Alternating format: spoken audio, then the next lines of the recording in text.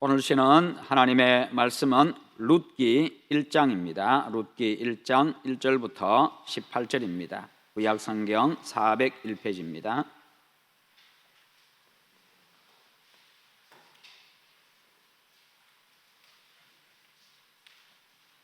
룻기 1장 1절에서 18절입니다.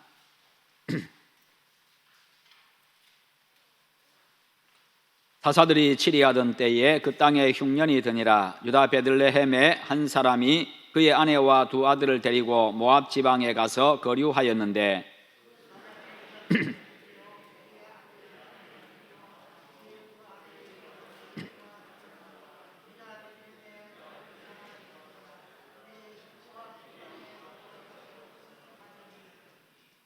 나오미의 남편 엘리멜렉이 죽고 나오미와 그의 두 아들이 남았으며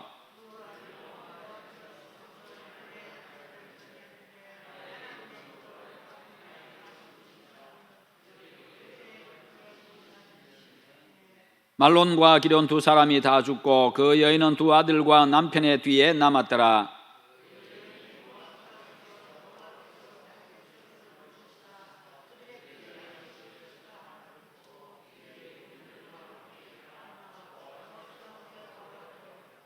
있던 곳에서 나오고 두 며느리도 그와 함께하여 유다 땅으로 돌아오려고 길을 가다가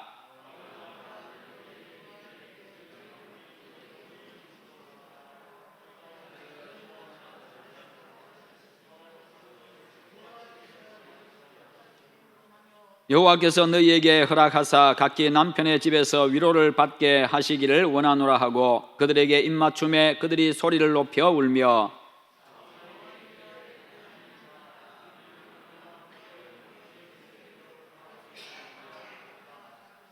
나오미가 이르되 내 딸들아 돌아가라. 너희가 어찌 나와 함께 가려느냐? 내 태중에 너희의 남편 될 아들들이 아직 있느냐?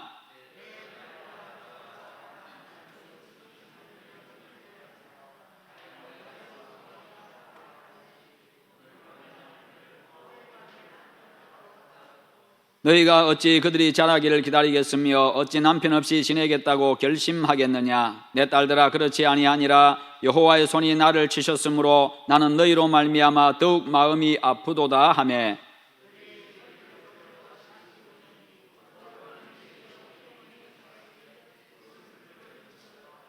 나오미가 또 이르되 보라 내 동서는 그의 백성과 그의 신에게로 돌아가나니 너도 너희의 동서를 따라 돌아가라 하니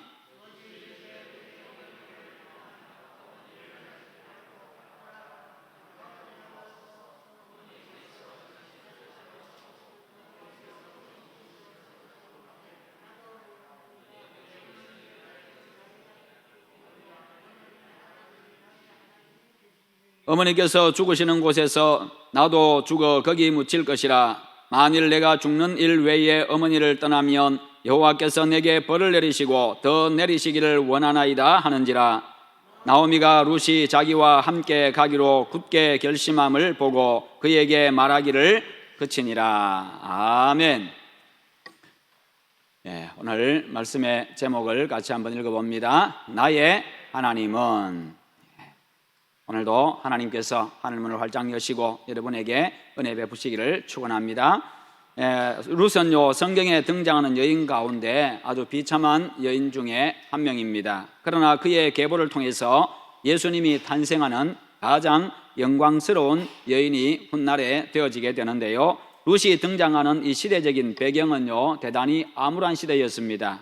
1절에 보면 사사들이 치리하던 때에 그 땅에 흉년이 드니라. 바로 이 말씀이 그 시대 상황과 형편을 말해주고 있습니다. 사사라고 하는 것은 그 당시의 지도자 또는 재판관 이런 의미를 가지고 있습니다. 그러니까요 이 사사가 나서가지고 왕이 없다 보니까 사사가 그냥 그 백성의 지도자가 나서서 때로는 전쟁을 하기도 하고요. 그리고 사람들을 또 여러 가지 생활 속에서 일어난 일들을 재판하기도 하고 그리고 하나님의 말씀을 가르치기도 하고 여러 가지 일들을 감당했던 사람입니다.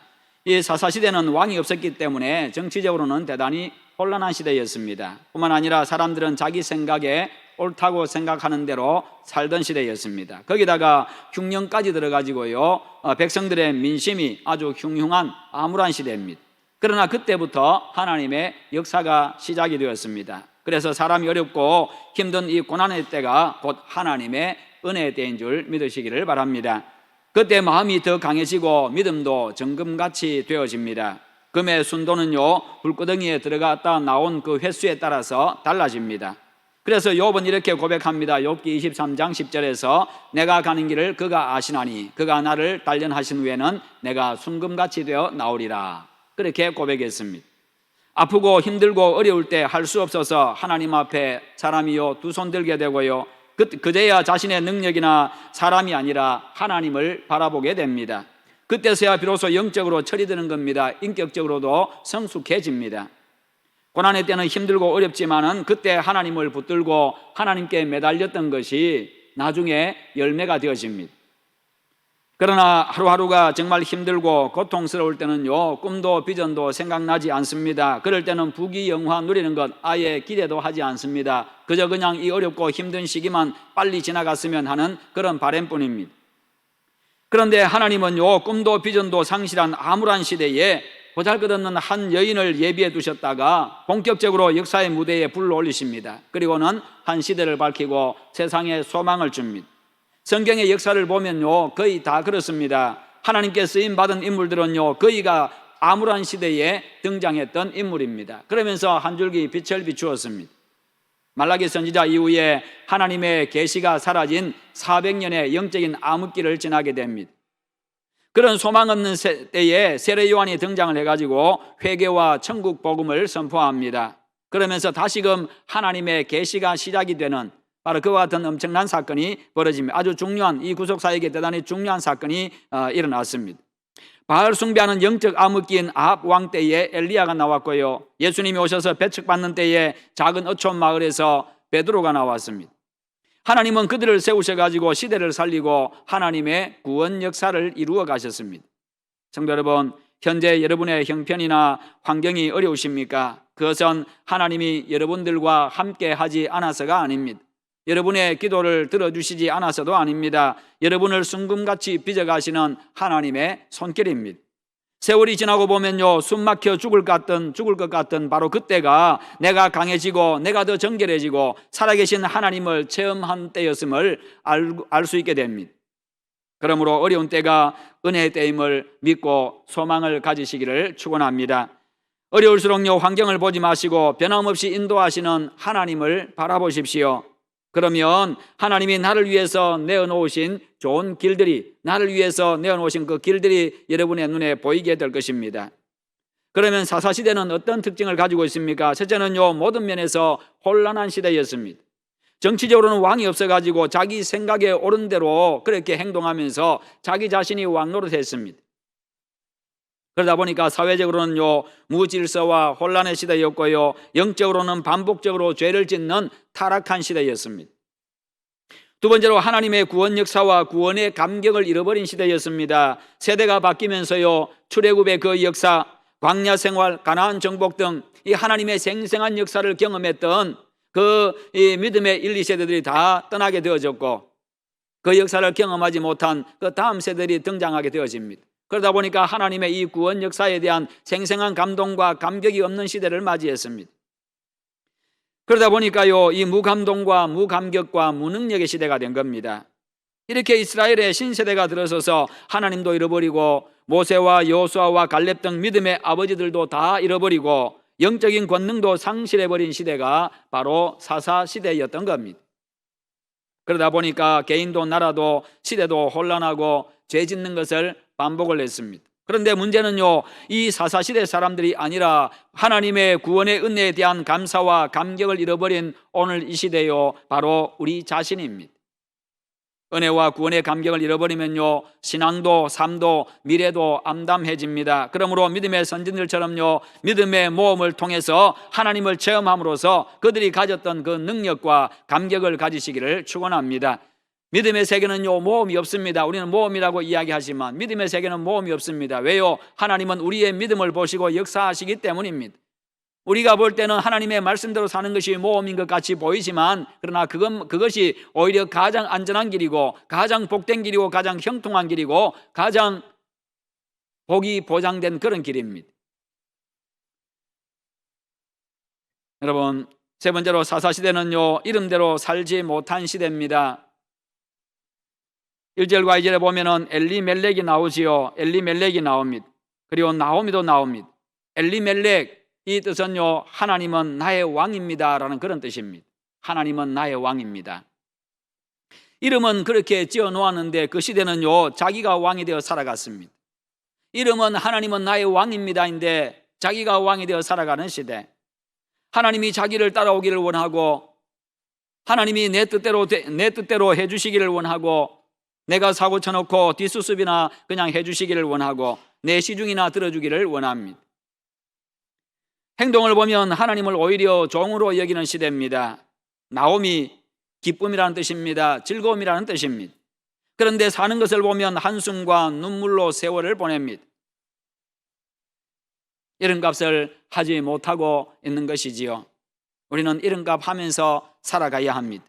우리 교회는 많은 사람들이 천국에 빛나는 그 수정길을 걷게 하는 그런 교회가 될 수 있기를 축원합니다.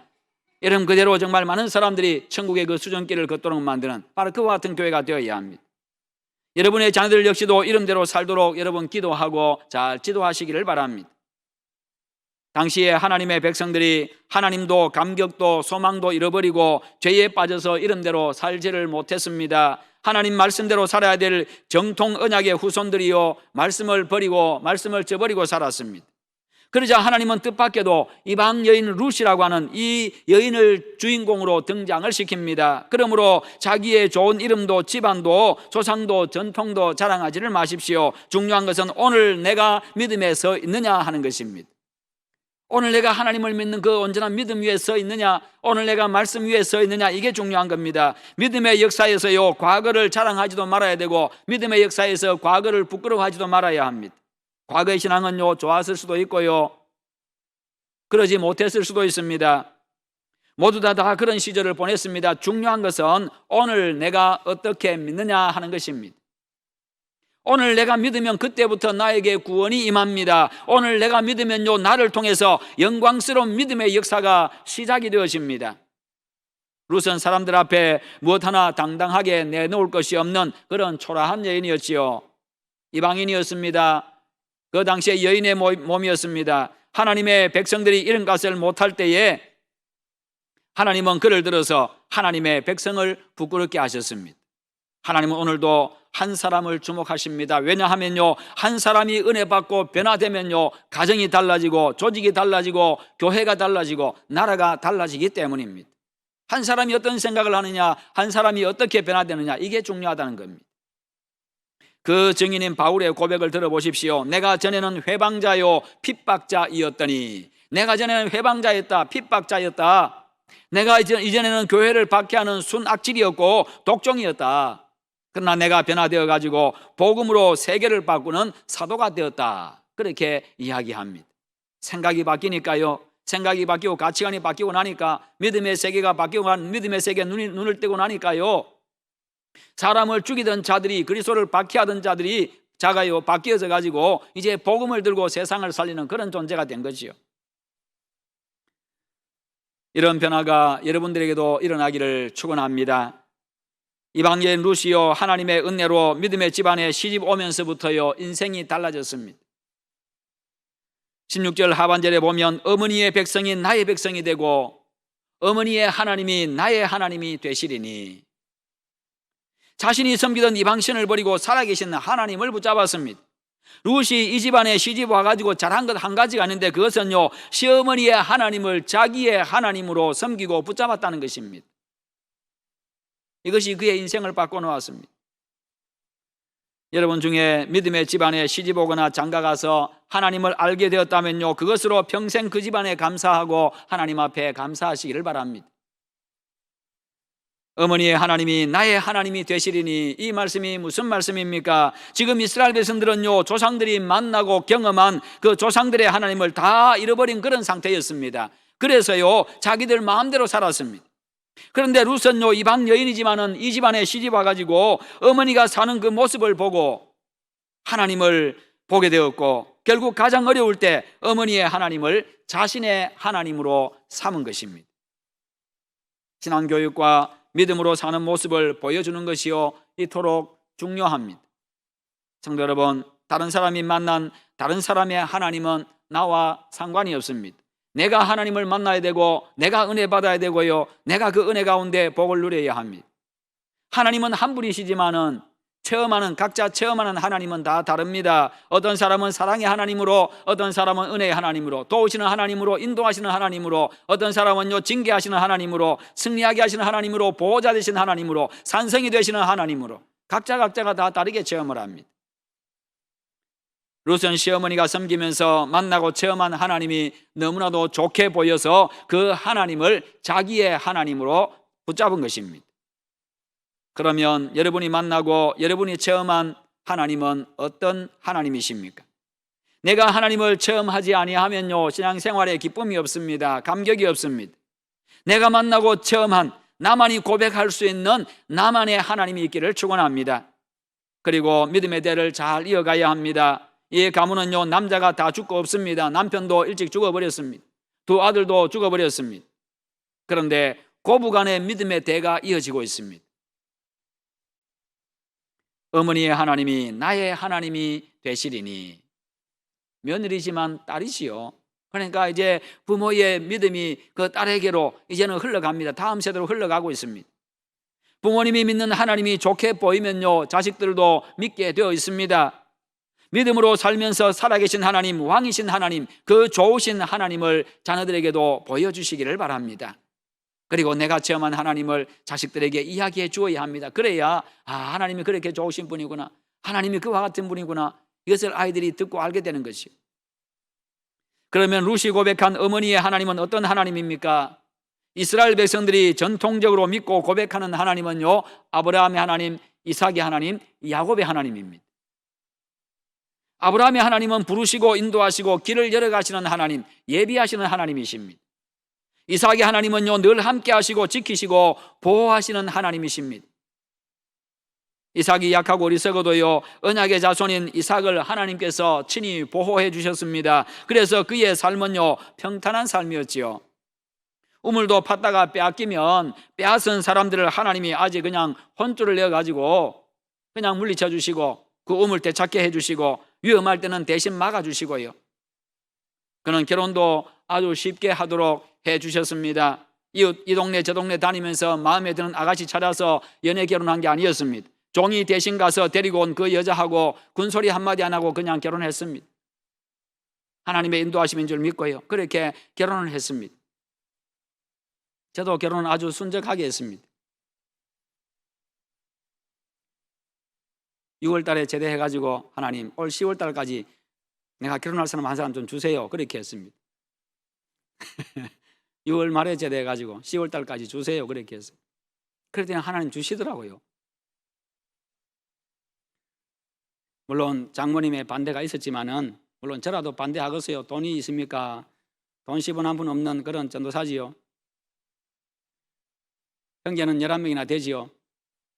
여러분 같으면 딸 주겠습니까? 저라도 안 줍니다.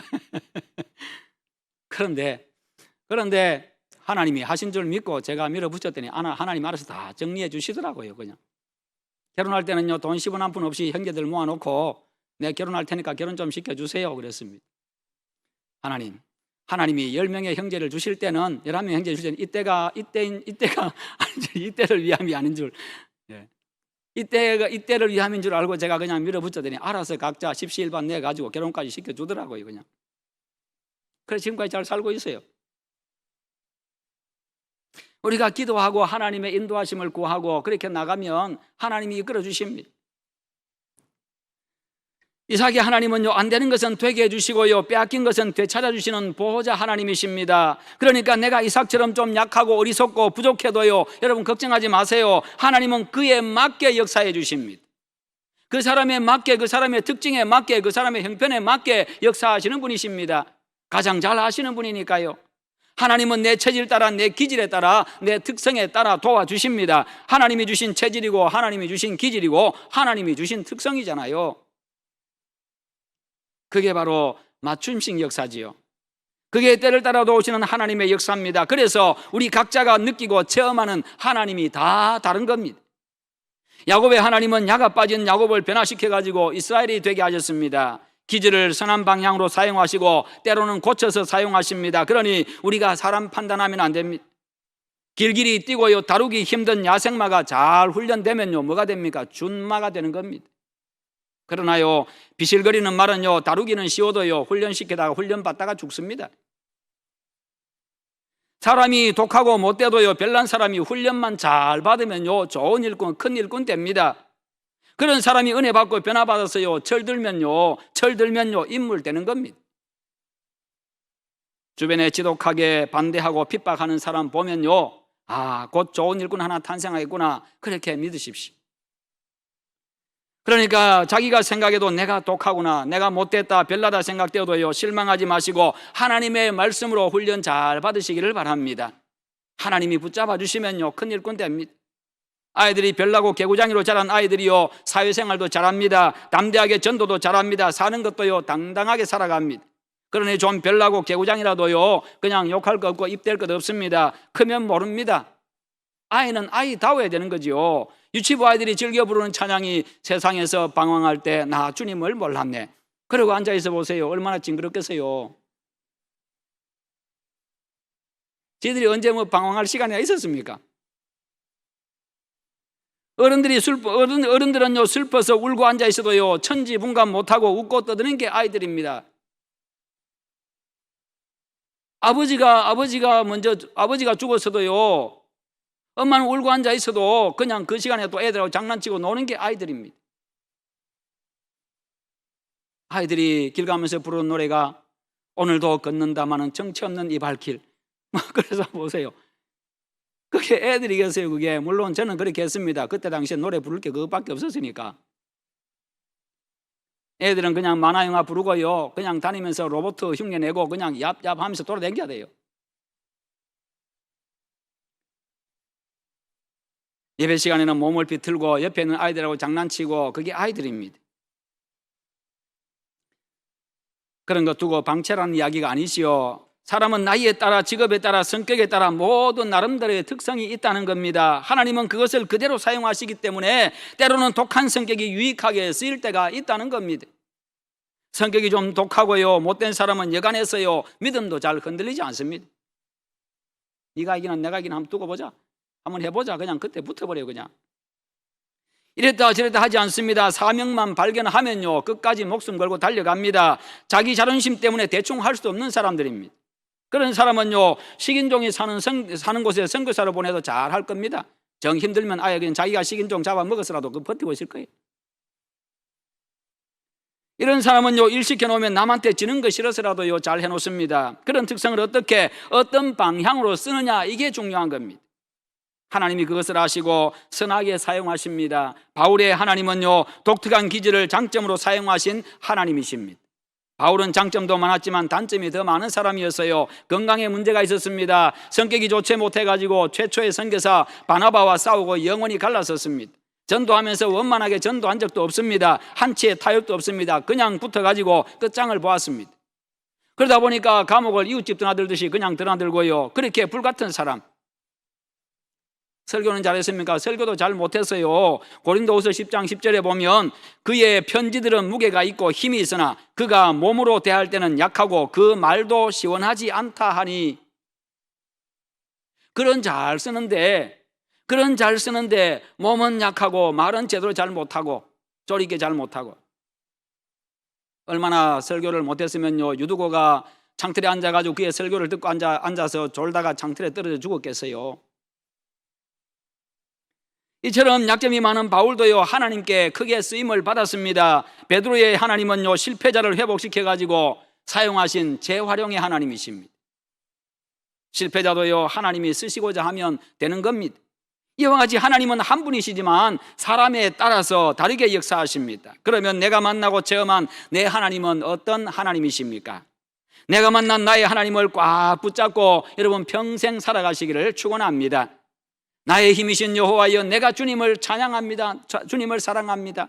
나의 힘이신 하나님을 굳게 붙잡고 살아갔던 그 다윗의 모습, 우리 믿음의 선배들도 보면요, 각자가 그 성경 말씀에서 은혜 받은 그 하나, 내가 체험한 그 하나님의 그 말씀 하나 붙잡고 그냥 평생을 살아가고 믿음으로 승리하고 그렇게 했습니다. 룻이 잘한 것은 어머니가 믿는 하나님을 자기의 하나님으로 붙든 겁니다. 그런 룻을 하나님은 어떻게 하셨습니까? 그가 비록 남편이 죽고 청산과부가 되었지만은 결국은 믿음의 사람 보아스를 만나게 해서 그들 사이에서 다윗의 할아버지가 태어나게 하셨고요, 그 가문에서 다윗이 태어났고 그 다윗의 계보에서요 구세주 예수께서 탄생하셨습니다.